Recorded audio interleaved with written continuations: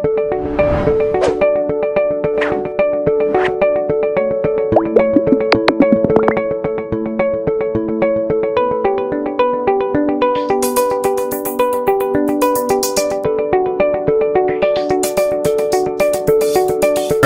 yang luar biasa bagi Tuhan. Silakan duduk kembali. Tuhan berkati kita semuanya. Shalom.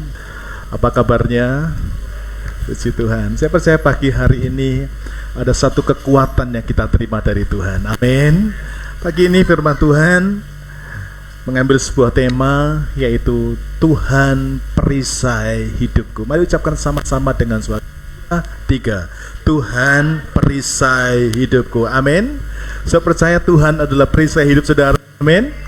Ya, beberapa minggu ini kita belajar bersama-sama bahwa ada musim yang disebut dengan musim peperangan di dalam kehidupan kita.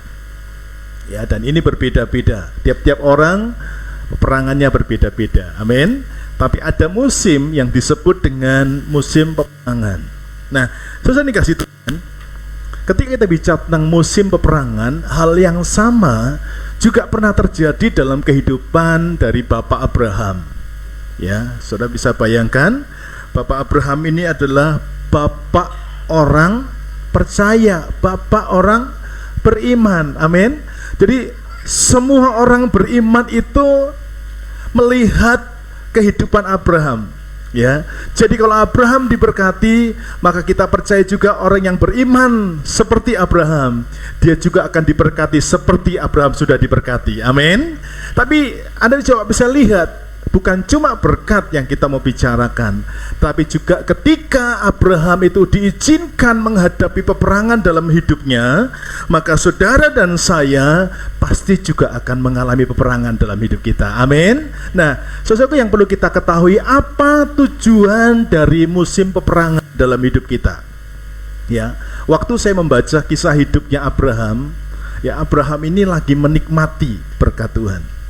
Ya, tapi tiba-tiba dia mendengar sebuah kabar, ada peperangan.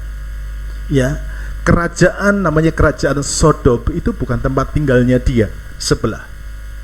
Tapi di situ ada ponaannya. Namanya siapa? Lot. Lot tinggal di Sodom. Jadi kerajaan itu digempur, diserang, dibantai habis, termasuk ponaannya. Ya. Sebenarnya ini bukan problemnya Abraham. Tapi Anda lihat, kadang Tuhan izinkan orang-orang yang ada di dekatmu itu menjadi tanggung jawabmu dan tanggung jawabku. Kami lagi tenang-tenang, Mbah, ngapa pula tiba-tiba dia begitu, gitu ya. Kami lagi nyaman-nyaman, Mbah, tiba-tiba datang, gitu ya. Itulah yang disebut dengan peperangan. Bilang sama-sama, peperangan. Ada musim peperangan. Nah, tiba-tiba dengar itu, orang pada berdatangan, ngomong, Om Pak Abram, kenapa? Ponaanmu ya ditawan, dibawa, semua harta bendanya dibawa lari. Coba saya tanya, saudara ikut berduka apa tidak? Saudara merasa kehilangan apa tidak? Saudara tahu, Lot adalah ponaan yang sudah dianggap sebagai anak sendiri oleh Abraham karena orang tuanya meninggal. Jadi kalau boleh saya katakan, Lot itu anak angkatnya Abraham. Coba ada anak angkatmu hadapi satu pergumulan, bisa diam? Tentu tidak. Nah, sekarang kita lihat apa tujuan dari musim peperangan itu buat kita. Mari kita membuka Alkitab kita sama-sama di dalam Kejadian pasal 15. Ya, kita buka sama-sama Alkitab kita supaya kita bisa melihat di Alkitab kita masing-masing. Kejadian pasal 15, kita akan membaca ayat 1 saja. Ya, kita baca sama-sama Kejadian pasal yang ke-15 ayat 1. Kita akan baca bersama-sama dengan suara yang keras. Kejadian 15 ayat 1. Oke? 2, 3. Kemudian datanglah firman Tuhan kepada Abram dalam suatu penglihatan. Dikatakan, janganlah takut Abram, akulah perisaimu upahmu akan sangat besar. Katakan amin. Mari sekali lagi kita baca dengan suara yang keras. 2, 3. Kemudian datanglah firman Tuhan kepada Abram dalam suatu penglihatan. Janganlah takut Abram, akulah perisaimu, upahmu akan sangat besar. Amin.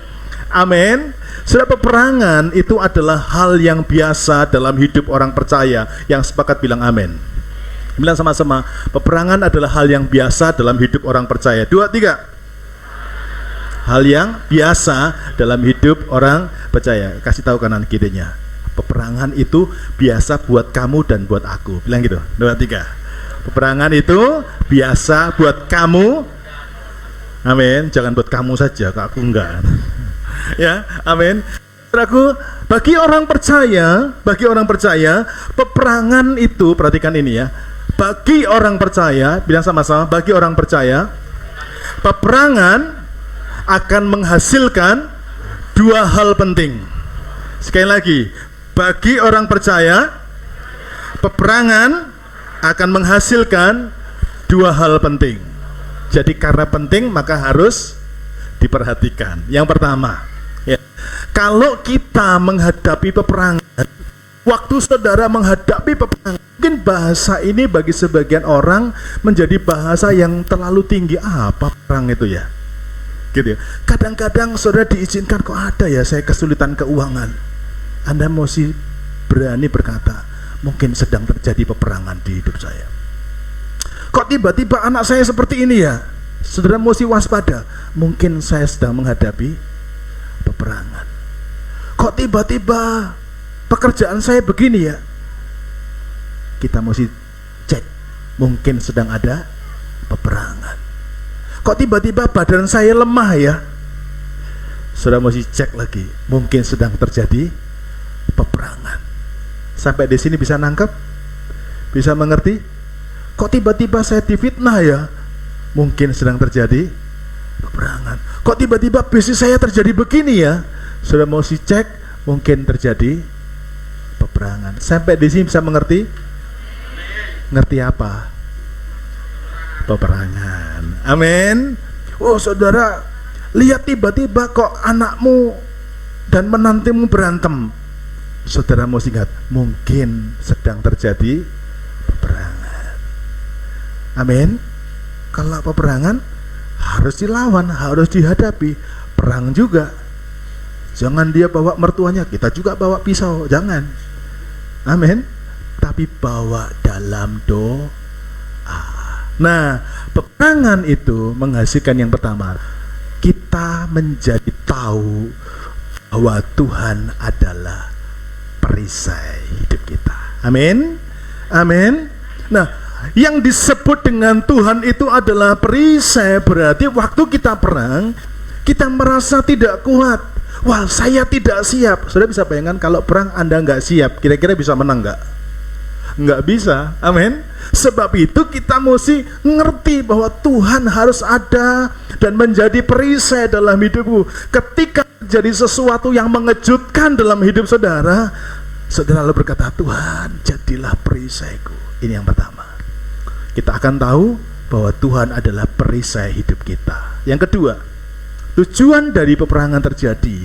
Yang kedua adalah, sama-sama dibaca dengan suara 2, 3. Ada upah yang sangat besar setelah peperangan. Amin. Tanpa peperangan tidak akan pernah ada upah yang besar. Coba kita baca sama-sama ayat ini kembali. 2, 3. Kemudian datanglah firman Tuhan kepada Abram dalam suatu penglihatan. Janganlah takut Abram, perhatikan, akulah perisaimu. Yang kedua, upahmu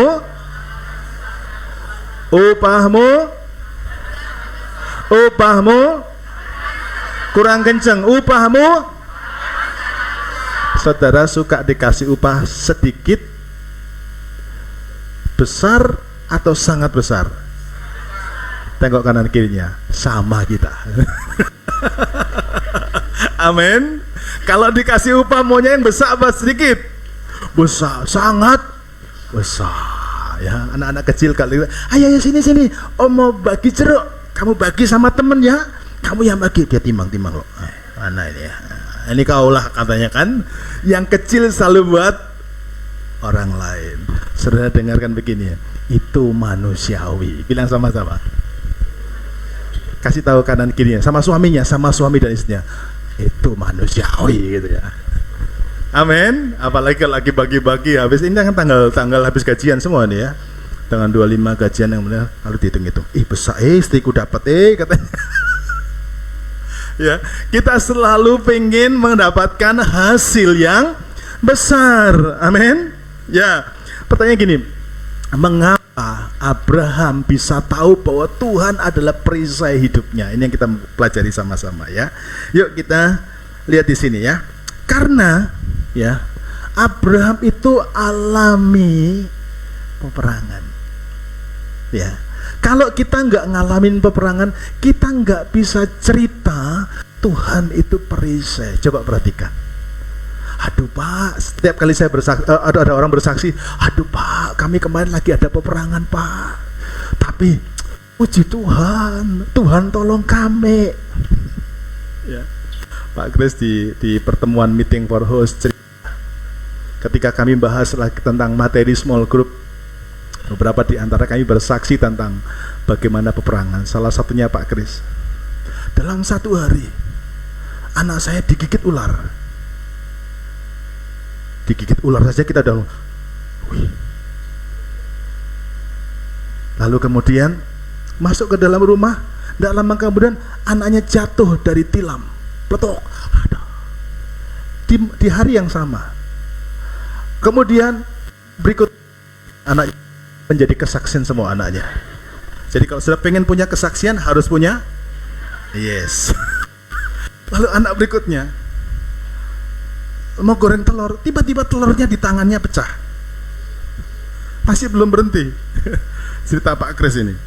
Ya. Ada pintu lemari kaca terbuka, dia tutup sedikit, tiba-tiba retak, tor. Ya, lalu kita bahas tentang peperangan. Saudara kira-kira lihat itu gini. Jangan bilang, "Oh, lagi kamponan saya." No kamponan. This is a war. Ya, itu bukan kampunan, tapi itu peperangan. Bilang sama-sama, itu peperangan. Iblis mau nyerang saudara. Amin. Jadi jangan dilawan dengan yang lain. Lawanlah dengan iman yang teguh. Lawanlah dengan doa. Katakan amin. Biar saudara turuti yang namanya orang bilang itu.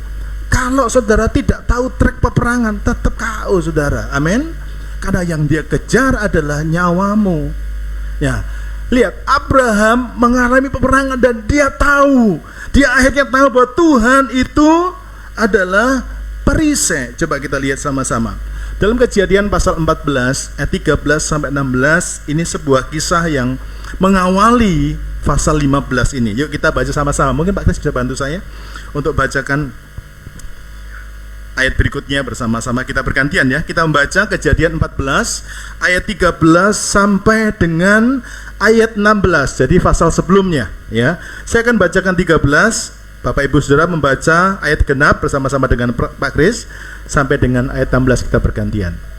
Kejadian 14 ayat 13 sampai 16. Firman Tuhan berkata demikian, "Kemudian datanglah seorang pelarian dan menceritakan hal ini kepada Abraham, orang Ibrani itu yang tinggal dekat pohon-pohon tarbantin kepunyaan Mamre, orang Amor itu, saudara Eskol dan Aner, yakni teman-teman sekutu Abram." 14, 2, 3. Ketika Abram mendengar bahwa anak saudaranya tertawan, maka dikerahkannyalah orang-orangnya yang tertatih, yakni mereka yang lahir di rumahnya, 318 orang banyaknya, lalu mengejar rusuh sampai ke Dan. Dan pada waktu malam berbagilah mereka, ia dan hamba-hambanya itu, untuk melawan musuh. Mereka mengalahkan dan mengejar musuh sampai ke Hoba di sebelah utara Damsik. 16. Dibawanyalah kembali segala harta benda itu, juga Lot, anak saudaranya itu, serta harta bendanya dibawanya kembali, demikian juga perempuan-perempuan dan orang-orangnya. Amin. Nah, ini kisahnya. Ya, waktu itu Abram dikasih kabar, ponakanmu ditawan karena tempat di mana dia tinggal itu dikalahkan sama musuh. Dan mereka sekarang dibawa pergi. Mendengar itu, Abraham membawa orang-orangnya, pegawai-pegawai, ayo kita pergi, kita bagi tugas. Dan ayat yang ke-16 kita bisa lihat, dibawanyalah kembali. Jadi artinya Abraham merebut kembali, membawa pulang mereka semua yang sudah ditawan, ya. Dibawanya kembali segala harta benda itu, juga Lot anak saudaranya serta harta bendanya dibawanya kembali, demikian juga perempuan-perempuan dan orang-orangnya. Dan ternyata ketika peperangan terjadi, Abraham bisa menang atas peperangan itu. Amin. Nah, saya mulai dengan kalimat ini, saudaraku. Pada umumnya peperangan itu akan menimbulkan trauma dan ketakutan atau kekhawatiran dalam hidup seseorang. Coba perhatikan. Ya, waktu kami lagi bahas tentang kisah Pak Kris bagaimana anaknya digigit sama ular. Waktu digigit, kita mesti ada namanya trauma, betul enggak? Apalagi aku di situ digigit sama si ular. Kita besok jalan ke situ pasti kita nggak berani. Betul ya? Saudaraku, setiap perangan itu pasti ada timbul trauma. Orang habis kecelakaan naik motor, besoknya trauma bawa motor, ya kan? Betul enggak? Segala peperangan itu menimbulkan namanya trauma, menimbulkan ketakutan, bahkan timbul namanya kekhawatiran. Tetapi bagi orang percaya, ya ini perhatikan, bagi orang percaya itu mendapat jaminan perisai. Namanya perang. Saat itu mungkin Anda perang, tapi besoknya Anda lewat tempat itu, Anda tetap dapat perlindungan dari Tuhan. Amin. Karena kemarin saudara perang, hari ini saudara menang atas perang. Amin. Jadi tidak perlu takut dengan apapun yang terjadi dalam hidup saudara, karena Tuhan itu adalah perisai hidup kita yang akan membela kita. Katakan amin. Bilang sama-sama, dalam peperangan Tuhan itu perisaiku, Dia yang akan bela aku. Yang sepakat bilang amin. Amin. Jadi kalau orang percaya hadapi peperangan tidak perlu trauma dan takut. Tapi mesti ingat, Tuhan itu perisaiku, Dia yang akan bela hidupku. Oleh karena itu, yang penting bagi kita adalah kita ini harus percaya kepada Tuhan. Amin. Yang dibuktikan dengan apa? Bersandar kepada Tuhan saja. Ya, dalam peperangan kita mesti bersandar kepada Tuhan, karena Tuhan adalah perisai. Amin. Kita mungkin pernah gagal, Bapak Ibu Saudaraku. Tuhan tidak pernah bilang orang percaya tidak pernah gagal. Kalau ada yang bilang orang percaya tidak pernah gagal, itu ngawur. Amin. Alkitab berkata 7 kali orang benar jatuh. Jadi artinya begini, kalau engkau gagal, bisa saja engkau gagal paling banyak 7 kali. Angka di kita berapa sebenarnya? 9 ya. 1, 2, 3, 4, 5, 6, 7, 8, 9. Sisanya balik 0 lagi, 1 lagi. Mungkin 9 kali Anda jatuh, tapi Alkitab berkata orang percaya akan bangkit lagi. Katakan amin. Lihat kanan kirinya, dan katakan begini, kalau kamu gagal, yang sama-sama, kalau kamu gagal, jangan takut, kamu pasti bisa bangkit lagi. Katakan amin. Berikan tepuk tangan yang dahsyat bagi Tuhan. Seringkali orang percaya kalau melihat orang gagal, itu lalu ditandai, ini loh orang dosa ini loh orang gagal. Padahal yang ditunjuk berkali-kali gagal. Betul tidak? Betul tidak? Kita seringkali gengsi mengakui kegagalan kita. Tadi malam saya cerita sama istri saya. Kadang-kadang orang itu gengsi bilang aku nih gagal. Ya. Orang sukses pasti pernah gagal. Amin. Kalau kita tidak pernah merasa pernah gagal, engkau adalah orang yang sombong, yang sebentar lagi engkau akan hancur, lebur, dan gagal. Tapi semua orang sukses itu dimulai dari kegagalan. Demikian juga saya. Amin. Saya bisa bangkit karena apa? Tahu gagal. Ya, jangan berkata, "Oh, saya tidak pernah gagal." Oh, sorry ya, itu saya tidak pernah begitu. Kalau engkau pernah gagal, engkau akan lihat orang lain dan engkau punya belas kasihan.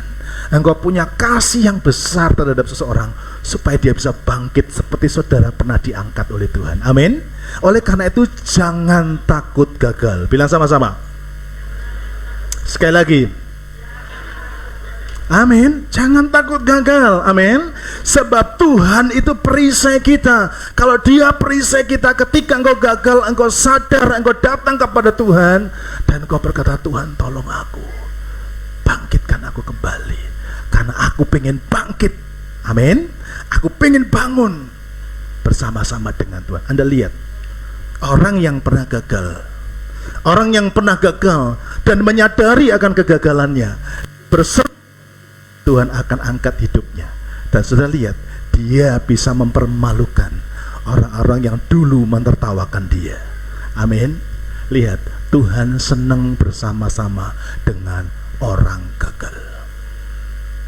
Amin.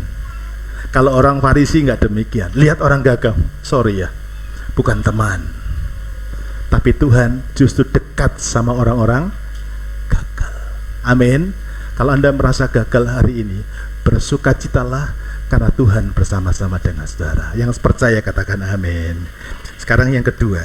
Tadi yang pertama, Tuhan perisai. Kita tahu Tuhan itu perisai. Sekarang yang kedua, tentang upah. Mengapa Abraham itu mendapat jaminan upah yang sangat besar? Ya. Karena ini kuncinya ya. Mari kita baca kencang-kencang dengan suara yang keras. Haleluya. Mari sama-sama kita baca dengan suara yang keras. 2, 3.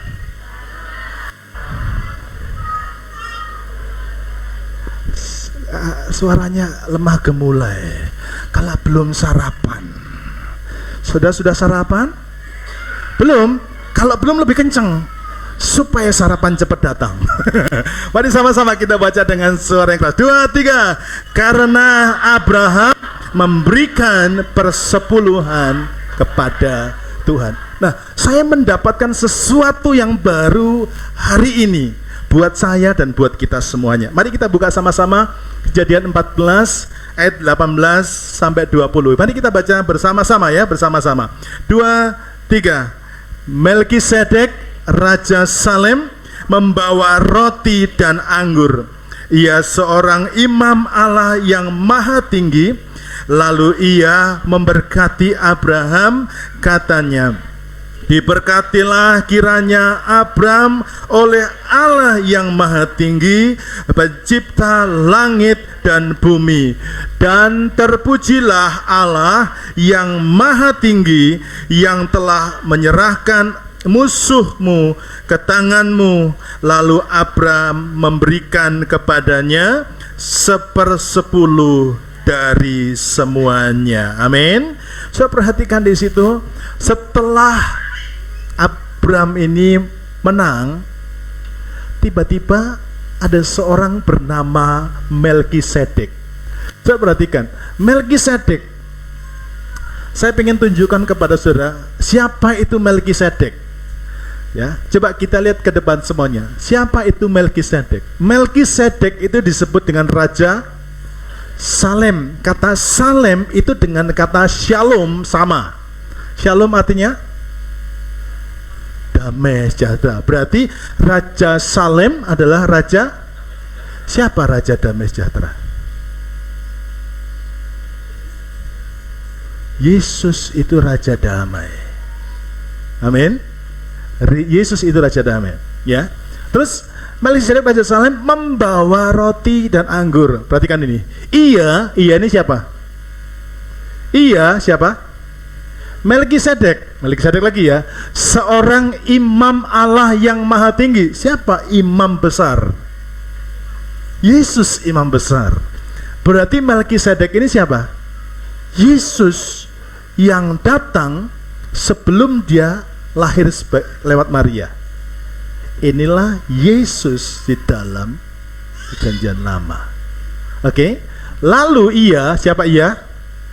Melkisedek memberkati Abraham. Siapa yang bisa berkati seseorang? Cuma Tuhan Yesus. Sampai di sini jelas? Berarti Melkisedek siapa? Tuhan Yesus. Amin. Jadi Abraham memberikan persepuluhannya dari semuanya itu kepada siapa? Tuhan Yesus. Oke. Nah, saya ingin kasih Tuhan, ya, upah. Tadi kan upahmu akan sangat besar, ya. Tuhan berkata kepada Abraham, upahmu akan sangat besar. Waktu saudara dengar Abraham diberkati, upahmu akan sangat besar, saya berharap saudara menerima dengan iman. Kalau Abraham diberkati dengan upah yang sangat besar, engkau juga berkata, aku juga akan diberkati dengan upah yang sangat besar. Yang percaya katakan amin. Berikan tepuk tangan yang luar biasa bagi nama Tuhan. Anda lihat, upah, apa yang disebut dengan upah? Upah itu selalu diberikan sebagai imbalan. Ya, upah itu diberikan sebagai imbalan dari apa yang sudah kita kerjakan. Anda nyuruh orang, tolong ya, bantu saya buangkan sampah-sampah yang ada di rumah saya. Nah, begitu sudah selesai, saudara mulai ikut-ikutan. Berapa yang cocok saya berikan? Imbalan berapa yang cocok saya kasih kepada dia yang sudah membersihkan sampah saya? Itu disebut upah. Jadi waktu Tuhan berkata, Abraham, upahmu akan sangat besar, itu Tuhan melihat apa yang sudah dikerjakan oleh Abraham. Amin. Abraham dikatakan upahnya akan sangat besar. Ya, Abraham upahnya akan sangat besar. Karena apa? Karena Abraham sudah memberikan persepuluhan kepada Tuhan. Saya tidak plan pagi ini bicara tentang persepuluhan. Tapi saya begitu kaget ketika saya belajar akan firman Tuhan ini. Ya, tiba-tiba saya mendapatkan sesuatu pewahyuan yang baru tentang persepuluhan. Banyak orang Kristen kalau diajar persepuluhan itu ribetnya bukan main. Ya, apalagi kalau ketemu dengan teolog-teolog yang pinter memelintir kalimat-kalimat teologi. Waduh, rasanya sulit sekali. Ya, bilang aja pelit, gitu kan selesai, saudara ya. Ya, Tuhan tidak mau kasih pun tidak apa-apa. Tuhan tetap kaya raya, amin. Tapi kita yang sengsara hidupnya. Tapi hari ini Tuhan memberikan pengertian. Tuhan berjanji kepada Abraham, Abraham jangan takut, upahmu sangat besar. Kenapa? Karena Abraham memberikan persepuluhannya pada Tuhan. Mengapa sekarang Abraham memberikan persepuluhannya kepada Tuhan? Ya. Ini alasannya yang pertama. Coba kita lihat sama-sama Kejadian pasal 14. Kita baca ayat yang ke-18 lebih dulu. Ini seseorang kalau beri perpuluhan, lihat ini baik-baik. Jujur saya berkata, ini penyingkapan firman Tuhan yang baru buat kita semuanya. Coba lihat sama-sama. Melkisedek, Raja Salem, membawa apa? Roti dan anggur. Ia seorang imam Allah yang maha tinggi. Stop dulu sampai di sini. Siapa yang memberikan roti dan anggur buat kita? Karena roti dan anggur bicara tentang apa? Tubuh dan darah Yesus. Halo? Sampai di sini nemukan enggak? Ngerti saya. Jadi Abraham ini memberikan persepuluhan karena Saya tuliskan di sini ya. Karena Tuhan sudah memberi roti dan anggur kepada Abraham. Karena Melkisedek, Tuhan Yesus sudah memberikan roti dan anggur kepada Abraham. Artinya apa? Gambaran buat kita semuanya. Tuhan Yesus sudah memberikan tubuh dan darahnya kepada kita. Dia sudah mati. Amin. Dia sudah mengorbankan nyawanya. Dia memberikan pengampunan bagi kita. Tapi dia juga memberikan kesempatan buat saudara untuk mendapatkan hidup yang kekal. Jadi dengarkan ini. Persepuluhan itu diberikan oleh kita yang mengerti bahwa kita sudah ditebus dengan darah yang mahal. Kalau saudara merasakan bahwa Yesus sudah mati, saudara sudah diampuni dosamu, berikan persepuluhan. Amin.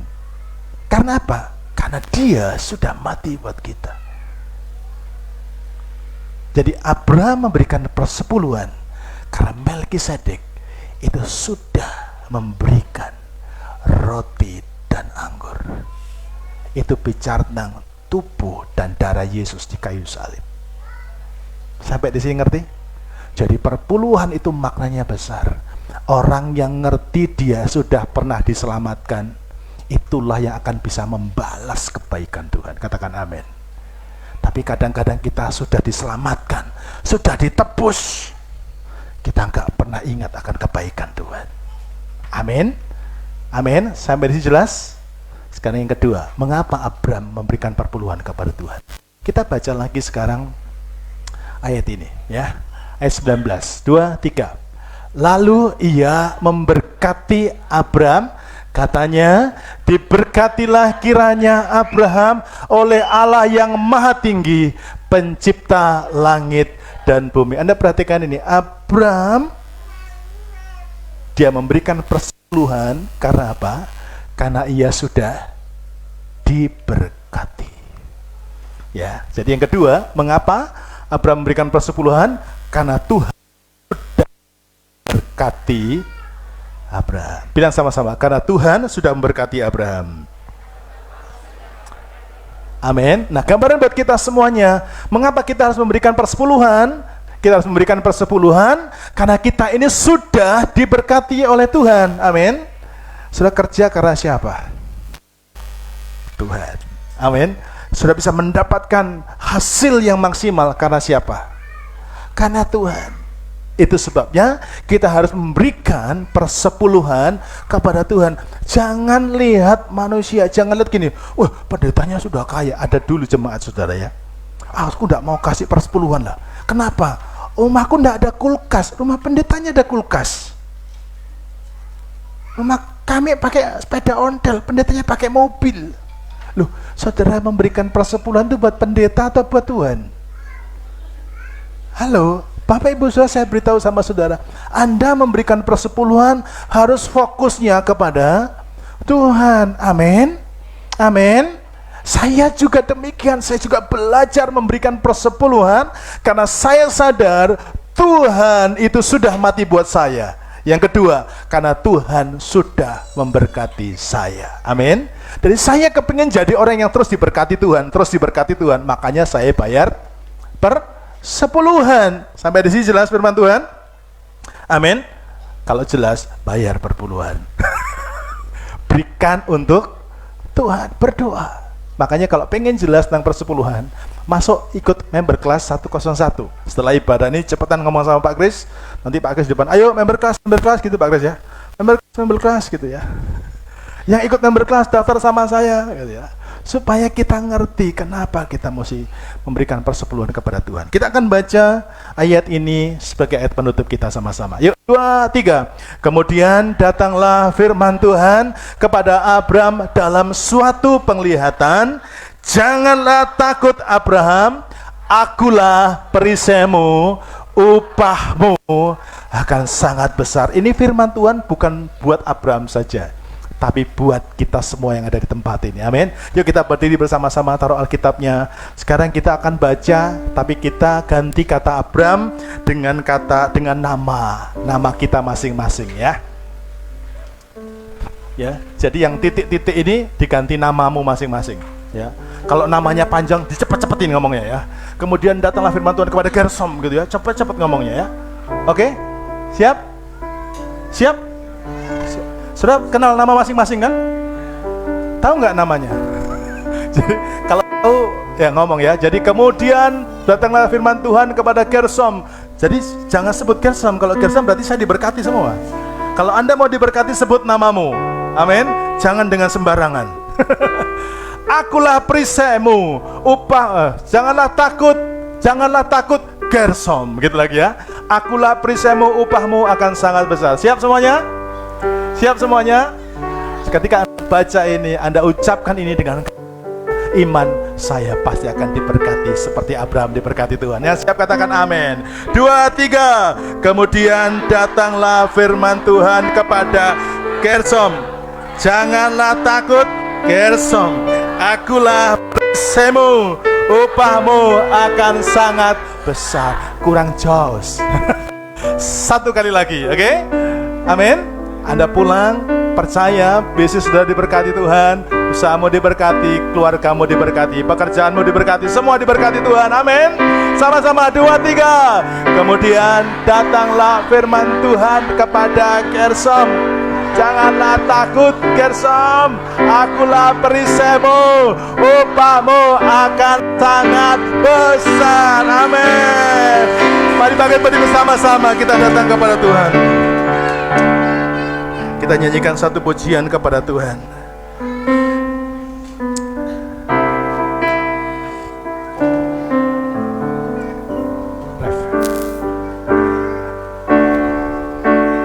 Percaya janjimu ya dan amin. Kasihmu setia di dalam hidupku, di dalam hidupku. Aku percaya anugerahmu besar, lebih dari semua yang dapat kupikirkan. Aku percaya janjimu ya dan amin. Janjimu ya dan amin. Kasihmu setia di dalam hidupku, di dalam hidupku. Aku percaya anugerahmu besar, lebih dari semua yang dapat kupikirkan. Katakan bersama-sama, aku percaya janjimu ya dan amin. Kasihmu setia di dalam hidupku. Aku percaya anugerahmu besar, lebih dari semua yang dapat kupikirkan.